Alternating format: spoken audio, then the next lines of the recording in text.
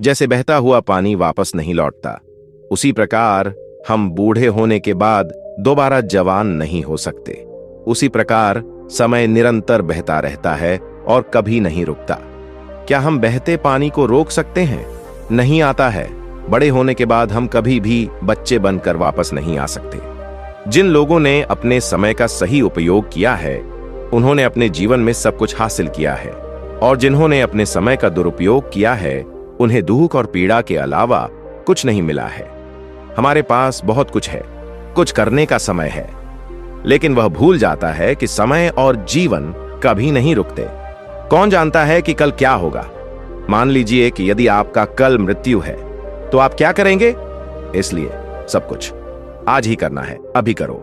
बहुत से लोग बस रो, मैं इस समय बहुत बुरी स्थिति में हूं, जब मेरा अच्छा समय आएगा तब मैं काम करूंगा। लेकिन वह यह भूल जाता है कि समय न तो अच्छा होता है और न ही बुरा, सब कुछ चलता रहता है।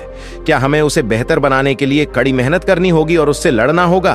और अगर हम काम नहीं करते हैं तो यह क्या हमारा हमेशा बुरा ही रहेगा? तो आइए आज जानने की कोशिश करते हैं, यदि हम समय का सही उपयोग नहीं करते हैं तो क्या हो सकता है, और समय का सही उपयोग करके हम अपने जीवन में सफलता कैसे प्राप्त कर सकते हैं। आपको बस इस कहानी को अंत तक बहुत ध्यान से सुनना होगा। एक समय की बात है, एक शहर में एक राजा रहता था। वह राजा बहुत शक्तिशाली था। उसे मार्शल आर्ट में बहुत अनुभव था। वह कभी कोई लड़ाई नहीं हारता था। पड़ोसी शहरों के सभी राजा उससे डरते थे और उसका सम्मान करते थे, क्योंकि यह डर हर किसी को था। यदि राजा किसी बात से नाराज होता था तो वह उनका नगर छीन लेता था। वह राजा अपना सारा काम समय पर पूरा करता था। जागने से लेकर सोने तक वह हर काम समय पर करता था। वह कोई भी काम अधूरा नहीं छोड़ता था। उसके सेवक थे, इस तरह भी वह इस बात पर ध्यान देता था। राजा को अपना सारा काम समय पर करना चाहिए। उस शहर के सभी लोग राजा से बहुत खुश थे, क्योंकि राजा उनकी सभी समस्याओं का समाधान तुरंत कर देता था, कल पर कभी नहीं छोड़ा। उस राजा की प्रशासन व्यवस्था भी बहुत अच्छी थी, क्योंकि राजा अपने सभी कर्तव्य बहुत अच्छे से निभाता था। समय उस राजा का सबसे बड़ा साधन था। वह कभी भी समय का दुरुपयोग नहीं करता था। वह समय का मूल्य बहुत अच्छी तरह से जानता था, इसलिए वह सभी काम समय पर पूरा कर लेते थे, जिसके लिए उसे कोई चिंता नहीं थी। उसे कभी कोई चिंता नहीं थी कि मेरे पास यह काम बचा है, जब मैं यह काम करूंगा। उस राजा के पास धन, सुख, सभी प्रकार के सुख और लाभ सब कुछ था, लेकिन राजा के कोई संतान नहीं थी। कई कई बार राजा बहुत दुखी होता था। उसके बच्चे क्यों नहीं थे? वह 3 बच्चों की आशा में मंदिर मंदिर जाता था। उसने भगवान के सामने सिर झुकाया। उसने बहुत दान दिया और कहा कि हे भगवान, मुझे एक बच्चा दे दो, ताकि मैं उसे अपनी तरह बड़ा कर सकूं, जो मेरे जाने के बाद इस शहर की रक्षा करेगा। वह मेरी तरह बनेगा। उसके बाद राजा अपने काम में लग गया। फिर एक दिन राजा को अपनी दासी के माध्यम से पता चला कि रानी गर्भवती है। यह सुनकर राजा की खुशी का ठिकाना नहीं रहा। उसने पूरे नगर में मिठाइयां बंटवाईं। उन्होंने बहुत सारा पैसा, भोजन और कपड़े बांटे। तभी राजा के पुत्र का जन्म हुआ और उन्होंने उसका नाम युवराज रखा। राजा अपने पुत्र से बहुत प्यार करते थे। वह बचपन से ही उसे अच्छी अच्छी बातें बताया करते थे। समय बीतने के साथ उनका पुत्र बड़ा हो गया। अब राजा को कोई चिंता नहीं रही, क्योंकि अब राजा का पुत्र उसका कार्यभार संभालेगा। लेकिन जब भी राजा उसे मार्शल आर्ट सिखाते थे, राजकुमार कोई न कोई बहाना बनाकर चला जाता था। राजा उससे कहते रहते थे कि बेटा, ये बातें तुम्हारे भावी जीवन में बहुत काम आएंगी, तुम्हें इन्हें सीखने की जरूरत है। लेकिन राजकुमार ने उनकी बात नहीं मानी। राजा, वह राज्य के सभी लाभों का केवल आनंद लेता था। जब राजा उससे कुछ कहता तो वह यह कहकर सब टाल देता कि वह इसे कल करेगा। जब भी राजा उससे कोई काम करने के लिए कहता तो वह कहता, पिताजी, मैं यह काम कल करूंगा। जब भी राजा उससे मार्शल आर्ट सिखाने के लिए कहता तो वह कहता, पिताजी, मैं कल सीख लूंगा। काम, क्या समय कभी स्थिर रहता है? और हमारा जीवन कभी नहीं रुकता। वह भी लगातार चलता रहा। राजकुमार जवान हो गया और राजा बूढ़ा हो गया। तभी अचानक उनके शहर पर पड़ोसी शहर के राजा ने हमला कर दिया। अब राजकुमार के सामने बहुत कठिन समस्या आ गई। अब वह उनसे कैसे लड़ेगा, क्योंकि वह कभी भी युद्ध की रणनीति नहीं सीखना चाहता था। अब उसे महसूस हो रहा है कि युद्ध कला न सीखने का परिणाम क्या होता है। ये सब सोचते हुए वह अपने पिता के पास जाता है, लेकिन अब उसके पिता क्या करेंगे? राजा असमंजस में है। उनके शरीर में उनसे लड़ने की ताकत नहीं है। राजा अपने बेटे से कहते हैं, अगर तुम्हारे पास युद्ध की रणनीति सीखने का समय होता तो आज तुम्हें इस समस्या का सामना नहीं करना पड़ता। अब हम कुछ नहीं कर सकते। हमें उनसे लड़ना होगा, जरूर करना होगा। इसके अलावा हमारे आगे कोई रास्ता नहीं है, क्योंकि राजा कभी भी लड़ाई से पीछे नहीं हटता, परिणाम जो भी हो। तब राजा अपनी सेना के साथ युद्ध करने के लिए निकल पड़ा, लेकिन राजकुमार को युद्ध के बारे में कुछ भी नहीं पता था। वह ठीक से तलवार चलाना नहीं जानता था। इस बीच राजा के शरीर में बूढ़े होने की ताकत नहीं थी। परिणाम स्वरूप राजा की युद्ध में मृत्यु हो गई और युवराज बहुत आहत हुआ। पड़ोसी शहर का राजा उनके शहर पर कब्जा कर लेता है। किसी तरह युवराज अपनी जान बचाकर भाग जाता है। युवराज एक जंगल में पहुंच जाता है। उसके लिए सब कुछ खत्म हो जाता है। अब उसे अपने पिता की कई बातें याद आती हैं, लेकिन अब उन्हें याद करने से क्या फायदा? अब उनके बारे में सोचकर पछताता हूं या क्या होगा? युवराज को जब खाने के लिए कुछ नहीं मिलता तो वह जंगली फलों से अपना पेट भरता है। तब उसे याद आती है उसका भोजन, जिसे पढ़कर वह अपने घर में आराम से बैठकर खाता था। अब उसकी स्थिति ऐसी है। यदि उसने अपने पिता के शब्दों से युद्ध की कला सीखी होती तो आज वह सब कुछ नहीं खोता, लेकिन अब मेरे पास कुछ भी नहीं है करना। यह कहकर वह जंगल में बहुत जोर जोर से रोने लगा। तभी जंगल में एक बौद्ध भिक्षु ने उसकी चीख सुनी। बौद्ध भिक्षु राजकुमार की चीख सुनकर उसके पास आया और उससे पूछा, तुम्हें क्या हुआ है? तुम इस सुनसान जंगल में अकेले क्यों रो रहे हो? तुम तो कोई राजकुमार लगते हो। तुम इस जंगल में क्या कर रहे हो? बौद्ध भिक्षु की बात सुनकर राजकुमार ने कहा, आप कहां से हैं? राजकुमार, मैं एक राजकुमार था, लेकिन अब कुछ भी नहीं है। अब सब कुछ खत्म हो गया है। मैंने अपना समय बर्बाद कर दिया है और इसलिए समय ने मुझ पर कृपा की है। अब मुझे नहीं पता कि क्या करूं। बौद्ध भिक्षु ध्यान लेकर युवराज की बात सुनता है। फिर वह युवराज से कहता है, अगर तुम चाहो तो अपना सब कुछ फिर से वापस पा सकते हो। यह सुनकर युवराज कहते हैं, कैसे? हे प्रभु, क्या आप मुझे बता सकते हैं कि मुझे क्या करना चाहिए ताकि मैं अपना सब कुछ वापस पा सकूं? तब बौद्ध भिक्षु ने उससे कहा, आपने पहले भी समय को इतना धन्य कर दिया है, इसलिए जो समय बीत गया उसे वापस नहीं किया जा सकता, लेकिन जो समय हमारे पास अभी है वह जीवित है। यदि आप इसका सही उपयोग करते हैं तो आप अपने जीवन में सब कुछ वापस ला सकते हैं। यह सुनकर युवराज ने कहा, तो महाराज, मुझे क्या करना चाहिए? तब बौद्ध भिक्षु ने उनसे कहा, मैं जो शब्द कहूंगा वह मुझे अपने जीवन में हमेशा याद रहेगा और उन्हें अपने जीवन में लागू करें। अब मेरी बातों को ध्यान से सुनें। सबसे पहले आपको समय के महत्व के बारे में जानना होगा। समय एक अनमोल संसाधन है। यह कभी किसी के लिए नहीं रुकता। यह कभी किसी का गुलाम नहीं होता। अगर हम समय बर्बाद करेंगे तो समय हमें बर्बाद कर देगा। इसलिए हमें हमेशा समय का सदुपयोग करने की आवश्यकता है और सदुपयोग के लिए सबसे पहले हमें अपनी दिनचर्या का एक समय सारणी बनाने की आवश्यकता है। हम कब उठते हैं, कब खाते हैं, कब सोते हैं, क्या हम कोई काम करते हैं, इन सभी चीजों को एक उचित समय पर तय करना जरूरी है ताकि हम अपने सभी काम समय पर पूरा कर सकें। लेकिन हम क्या करते हैं? हम किसी भी चीज के लिए कोई निश्चित समय नहीं रखते हैं। जब हम सोते हैं, जब मन हो तब उठ जाते हैं।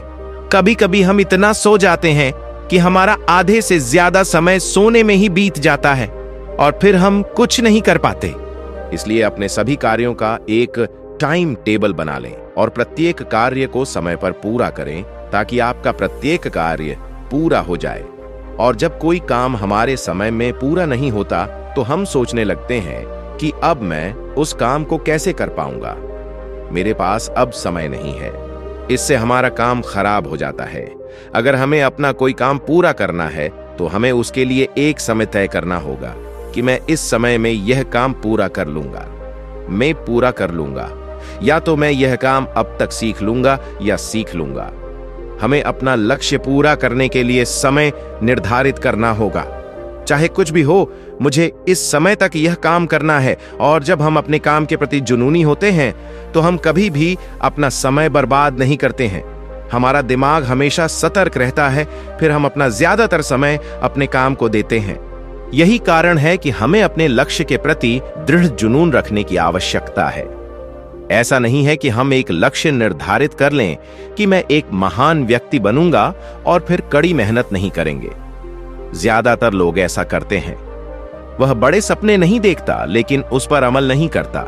परिणाम स्वरूप वह कभी सफल नहीं हो पाता। हमें कभी भी अपने कार्यों को कल पर नहीं छोड़ना चाहिए, क्योंकि हमारा कल कभी नहीं आता। आपको जो करना है वह आज है, अभी कर लेना चाहिए। जब हम किसी काम को दिन ब दिन टालते रहते हैं तो वह काम हमारे लिए बोझ बन जाता है और हमारे अंदर विचार उत्पन्न होते हैं। हम कभी भी एक दिन में इतने सारे काम नहीं कर सकते, इसलिए हमें रोजाना समय निकालकर अपना काम करना चाहिए, ताकि काम का बोझ हमारे सिर पर न पड़े और हमारा काम भी समय पर पूरा हो जाए। जहां ज्यादातर लोग अपना काम कल पर छोड़ देते हैं, इसके बाद जब उसे एहसास होता है कि कल बहुत काम है तो वह सोचने लगता है कि यह काम कल ही खत्म कर दूं तो बेहतर होगा। आज मुझे और भी बहुत काम करना है, तभी सेना कल का काम पूरा कर सकेगी और आज का काम नहीं। हमें हमेशा उन लोगों के साथ रहना चाहिए जो अपने समय का सही उपयोग करते हैं, जो समय की कीमत समझते हैं। ऐसे लोग हमें कभी भी समय बर्बाद नहीं करने देते। वे हमें सदैव सही मार्ग दिखाते हैं। जब हम कुछ बुरा करने जाएंगे तो वे हमें रोकेंगे, क्योंकि वे समझते हैं कि हम इसे खराब करने जा रहे हैं। जिन लोगों के साथ हम अपना अधिकांश समय बिताते हैं, समय के साथ हम उनके जैसे बन जाते हैं। यदि हम अच्छे लोगों के साथ समय बिताते हैं जो अपने समय का सदुपयोग करते हैं, तो हम अपने समय का सदुपयोग करना सीखते हैं। और अगर हम बुरे लोगों के साथ हैं जो समय का दुरुपयोग करते हैं, जिन्हें काम करने में दिक्कत होती है, जिन्हें कोई भी काम बाद में करने की आदत होती है, फिर हम उनके जैसे बन जाते हैं। कभी कभी हम आगे बढ़ने की कोशिश करते हैं, लेकिन हमारा पार्टनर हमें फंसा कर रखता है। वह खुद कुछ नहीं करना चाहता और आपको भी कुछ करने नहीं देता। इसलिए ऐसे लोगों से दूर रहें जो समय का दुरुपयोग करते हैं। कभी कभी हम अपना काम समय से पहले कर लेते हैं, तो फिर हमें बचा हुआ समय बर्बाद नहीं करना चाहिए। जीवित रहने के लिए हमें क्या उपयोग करना चाहिए, क्योंकि हमारे लिए हर पल बहुत कीमती है। हमें खाली समय में दूसरे काम करने चाहिए। उस खाली समय में हम ध्यान कर सकते हैं। परिणाम स्वरूप हमारा शरीर तरोताजा और ऊर्जावान रहेगा और हमारा समय बर्बाद नहीं होगा। कुछ लोग समय से अधिक महत्व पैसे को देते हैं, लेकिन वे भूल जाते हैं कि इस दुनिया में समय से अधिक मूल्यवान कुछ भी नहीं है। यह वह समय है जो हमारे धन को खुशियों से भर देता है, वह समय जिसे कोई भी इंसान खरीद या बेच नहीं सकता। कुछ लोग अपने जीवन का वास्तविक अर्थ नहीं समझते हैं। उन्हें अपने जीवन में क्या करना चाहिए? वे अपना समय अपने दोस्तों के साथ खाने पीने, बातें करने और मौज मस्ती करने में बिताते हैं। इसी तरह वे वर्षों तक अपना जीवन व्यतीत करते हैं। वह कभी यह नहीं सोचते कि वह क्या कर रहे हैं और कैसे अपना समय बर्बाद कर रहे हैं। उन्हें इसका कभी अफसोस नहीं होता। इस वजह से उनका समय और पैसा दोनों बर्बाद हो गया कि वह कभी वापस नहीं मिलेगा। लोग भूल जाते हैं कि उनके पास एक सीमित समय है। उन्हें गलतफहमी है कि उनके पास अभी भी बहुत समय है। समय एक ऐसी चीज है जो कभी नहीं रुकती। यदि आप समय चाहते हैं तो आप एक सेकंड में राजा हैं या एक सेकंड में भिखारी बना सकते हैं। अगर आप समय का सही उपयोग करें तभी आप भिखारी से राजा बन सकते हैं, और यदि आप अपने समय का सही उपयोग नहीं करते हैं तो आप राजा से भिखारी भी बन सकते हैं। हम सभी के पास दिन में 24 घंटे हैं। हम सभी के पास समय है। तो फिर कैसे कुछ सफल होते हैं और कुछ असफल?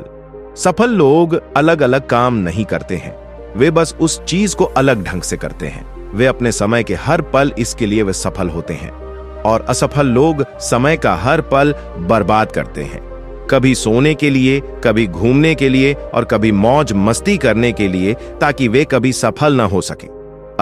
वह अपने जीवन का प्रत्येक क्षण उपयोगी कार्यों में व्यतीत करेगा। तब बौद्ध भिक्षु ने राजकुमार से कहा, हे राजकुमार, मेरे पास एक शब्द है, हमेशा याद रखें, समय एक अमूल्य रत्न है। समय का महत्व जीवन को सफल बनाता है। एक बार समय चला गया तो वह कभी वापस नहीं आएगा। इस पूरी दुनिया में समय से अधिक मूल्यवान कुछ भी नहीं है, न पैसा और न ही शक्ति। क्योंकि जब समय आपके साथ नहीं है तो आपका पैसा या ताकत किसी काम का नहीं है। हम खोई हुई संपत्ति वापस पा सकते हैं, हम कोई भूला हुआ सबक याद रख सकते हैं, हम अपने खराब स्वास्थ्य को ठीक कर सकते हैं, लेकिन जो समय बीत गया उसे हम वापस नहीं ला सकते। यदि हम समय को सदुपयोग करते हैं तो समय हमें आशीर्वाद देगा। बौद्ध भिक्षु की ये बातें सुनकर राजकुमार को अच्छी तरह समझ में आ गया। तब राजकुमार ने बौद्ध भिक्षु से कहा, हे महाराज, अब से मैं कभी भी अपने समय का दुरुपयोग नहीं करूंगा। मैं हमेशा इसका सदुपयोग करूंगा। मैं समय का पूरा खेल समझ गया हूं। मुझे समय का सदुपयोग सिखाने के लिए आपका बहुत बहुत धन्यवाद महाराज।